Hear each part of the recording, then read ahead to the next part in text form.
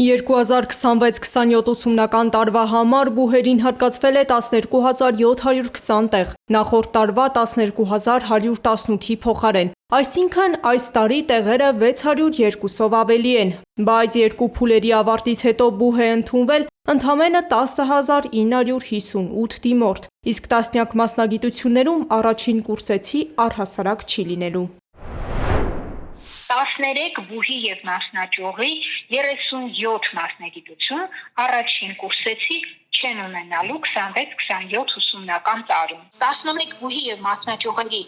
33 մասնագիտություն ունեն մեկական ուսանում։ Դատարկ կամ գրեթե դատարկ ծրագրերի ցանկում կան մասնագիտություններ, որոնց կարիքը երկրի տնտեսության համար անգնահատելի է։ Պոլիտեխնիկի քիմիական տեխնոլոգիան, մանկավարժական համալսարանում բնագիտական և ագրարային համալսարանում գյուղատնտեսական մի շարք մասնագիտություններ։ Գնահատման և թեստավորման կենտրոնից ուշագրավ են համարում, որ Կապանի պետական համալսարանի մետալուրգիայի բաժինը ոչ մի դիմորդ չունի։ Զանգեզուրի մղձամոլիբդենային կոմբինատի նման հզոր արդյունաբերական հսկա ունեցող Սյունիքի մարզում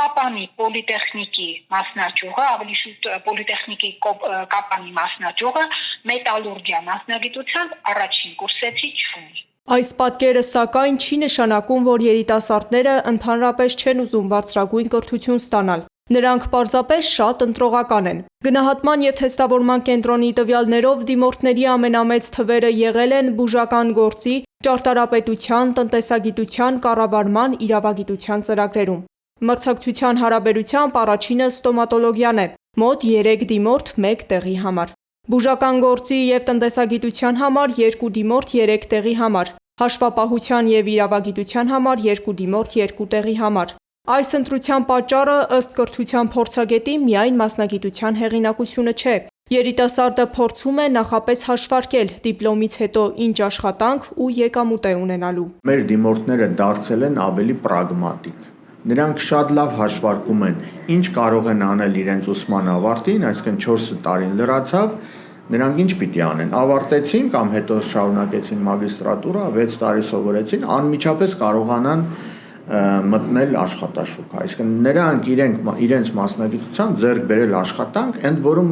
արժանապատիվ աշխատավարձով։ Այս ընտրության վրա ազդեցություն կարող էր ունենալ նաև ընդունելության նոր կարգը։ 2023-24-ից բոլոր բուհերի դիմորդների համար սահմանվեց առնվազն 2 քննության պահանջը։ Նախարարությունը դա հիմնավորում էր նրանով, որ դիմորդը պետք է ավելի մոտիվացված ընտրություն կատարի և անհրաժեշտ բազային գիտելիքով ընդունվի բուհ, բայց այսօր փորձագետը հակառակ հետևանքն է մատնանշում։ Նույն երկու առարկաներով պատրաստվելով դիմորդը կարող է ընտրել ավելի հեղինակավոր կամ եկամտաբեր համարվող ուղղություն։ Դիմորդները երբ որ պարապում են երկու քննություն, օրինակ եմ ասում, մաթեմատիկա և կենսաբանություն, եւ դրա համար պիտի ընդունվեն ագրարային համալսարան, շատերը այդ նույն քննություններով կարող են ընդունվել պետական համալսարան եւ կենսաբան դառնան, կարող են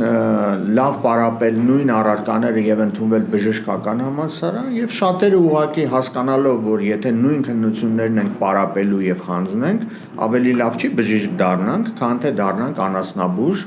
կամ գյուղատնտես։ Եվ սա է պատճառը, որ շատերը ուղղակի այդտեղ չեն գնում։ Այս պարագայում պետությունը լուծման տարբերակ է գտել։ 70,000 դրամ կրթաթոշակ բնագիտական, տեխնոլոգիական, ճարտարագիտական և մաթեմատիկական ուղղություններով մանկավարժական մասնագիտություններ ընտրած ուսանողների դեպքում։ Բայց սա ըստ փորձագետի ոչ միշտ է արդյունավետ։ Հատկապես գյուղաբնակ դիմորդների աչքի առաջ կենդանի օրինակները շատ են։ Նրանք տեսնում են այսօր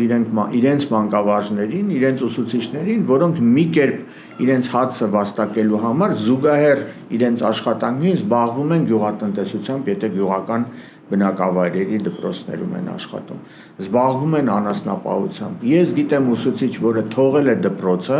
եւ գնացել է արտագնա աշխատանքի։ Գնացել է Հայաստանից դուրս, որպեսզի կարողանա իր օրվա կարիքները հոգալ, իր ընտանիքը պահել։ Բնագիտական ուղղություններում խնդիրը շարունակվում է նաև բուհից հետո։ Եթե մասնագիտությունը երիտասարդի համար չի ապահովում տեսանելի կարիերա կամ եկամուտ, գիտնականի ճանապարհը դառնում է պակաս գրավիչ։ Օրինակ, ինստիտուտ կար Գիտությունների ազգային ակադեմիային, որը ուներ 100 աշխատակից։ Վերջին շրջանում, վերջին 1 տարվա ընթացքում, այսպես ասած, ատեստավորման արդյունքում նրանց շուրջ կեսը դուրս եկավ այդ ինստիտուտից, մնաց ուղիղ կեսը։ Եվ այդ կեսի աշխատավարձերը ոչ թե 2 անգամ բարձրացավ, այլ օրինակ 1.5 անգամ միջին է։ Դա նշանակում է պետությունը մի հարվածով ըստ էության 2 նապաստակ է